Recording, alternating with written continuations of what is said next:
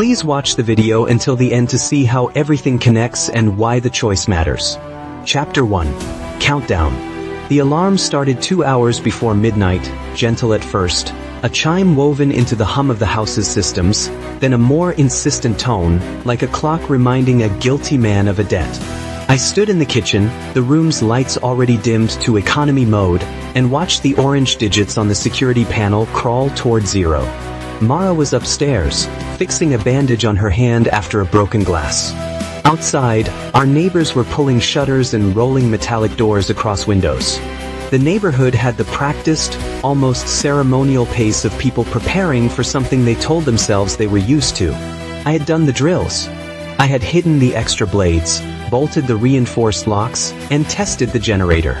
Still, the ritual always felt obscene. One night when every crime became permitted, licensed, and encouraged. I had read the speeches, the pundit sermons, the glossy propaganda. They called it catharsis. They called it renewal. I called it a single night where fear had a currency. When the public address system announced the start, the voice was simultaneously soothing and clinical.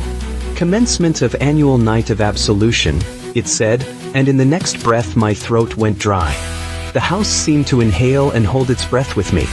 Chapter 2. A noise at the gate.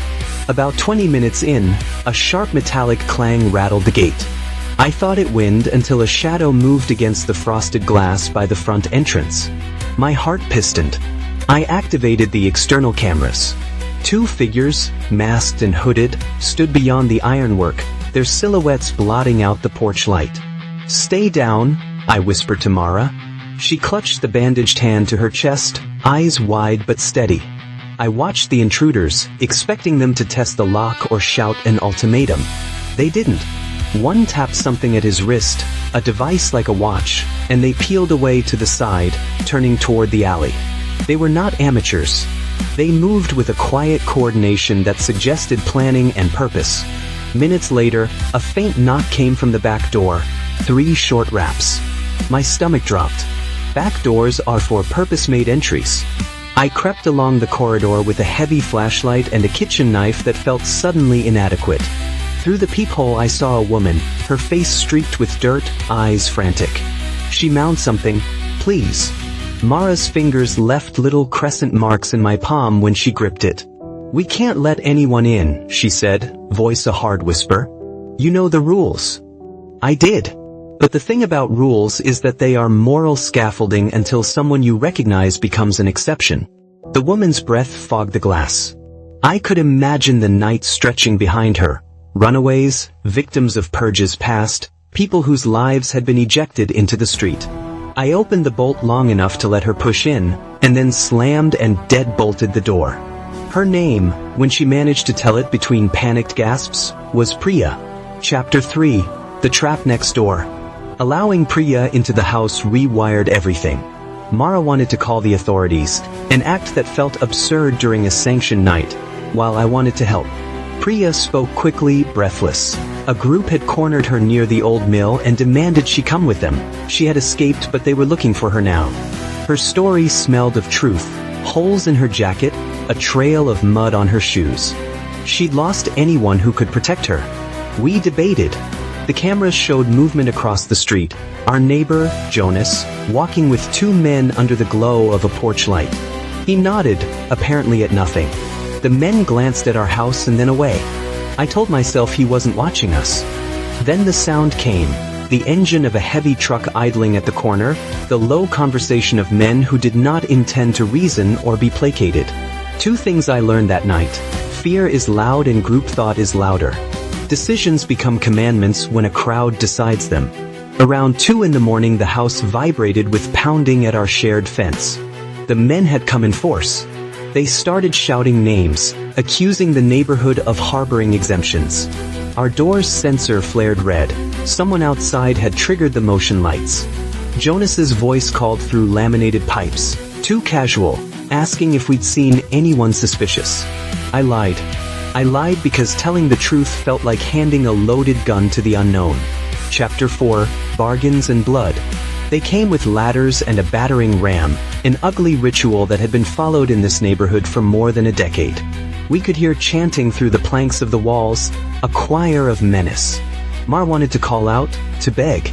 I wanted to set traps, simple, non-lethal measures that had been practiced after drills, to slow their entry.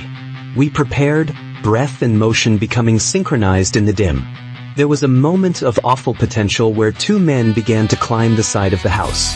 I met one on the landing, torchlight slicing his face into a mask of brutality. He smelled of smoke and beer. He came at me with a swinging metal bar. I'd never imagined the weight of killing someone directly, not in rehearsal. I wielded the knife with an animal desperation. The blow missed me by inches and found the plaster instead. The sound of it cracked something inside me. He fell backwards, cursing, and I slammed the door behind him.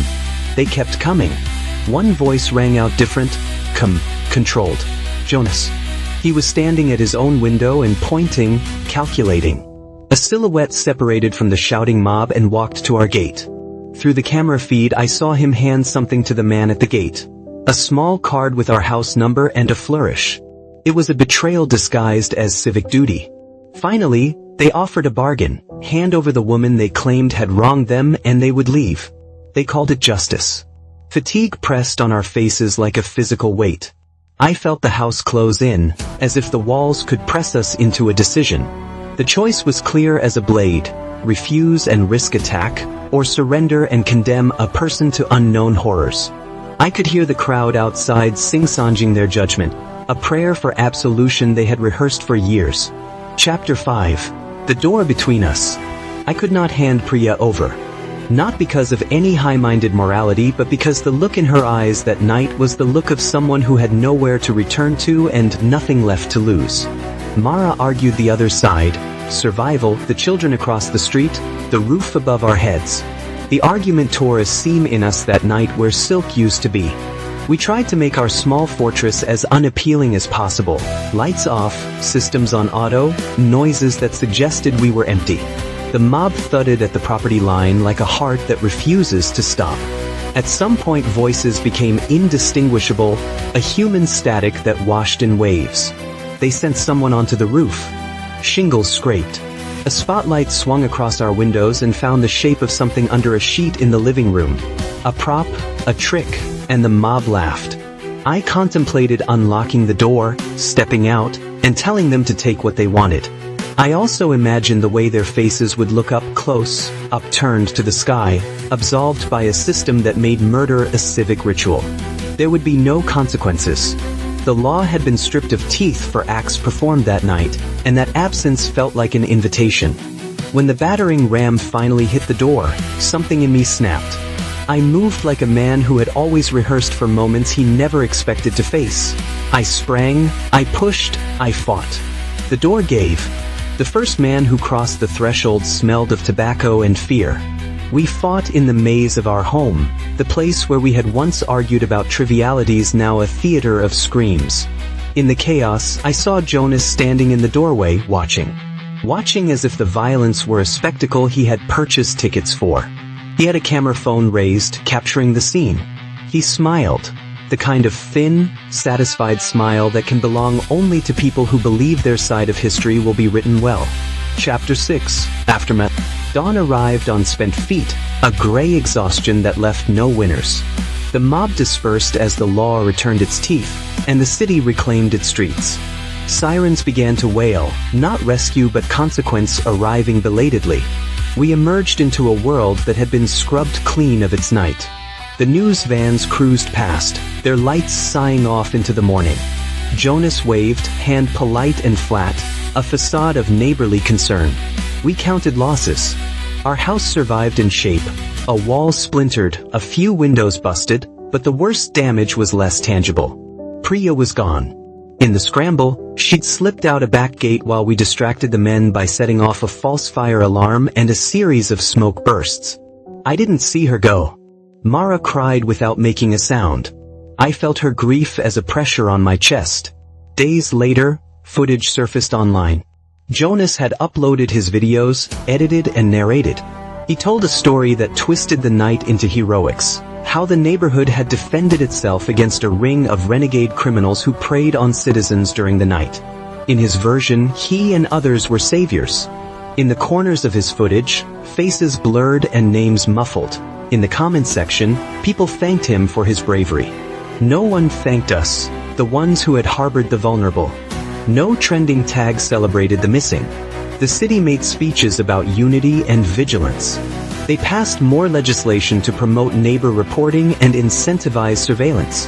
They framed it as progress. I lay awake thinking about how easy it is to breed monsters by naming them. The Purge, the sanctioned night, had always been a perversion of morality, but now it seemed to have mutated into a narrative that rewarded spectatorship and punished empathy. Chapter 7. The Reckoning We Carry. Months passed. The scars on our home faded, but other marks would not. Mara stopped sleeping with the light off. I found myself cataloging the faces of neighbors differently, looking for cracks in their civility. Priya's absence echoed like a missing word in a sentence. Sometimes I imagined her somewhere safe, sculpting a new life from the ruins. Sometimes I imagined the worst, and the image tasted like bile in my mouth. The purge had been sold to the country as a curative, a hole burned through the rot of a society to let fresh air in. Instead, it revealed how quickly a society could justify its cruelties. The night had a logic of its own. The lawless hour didn't erase the next day's priorities.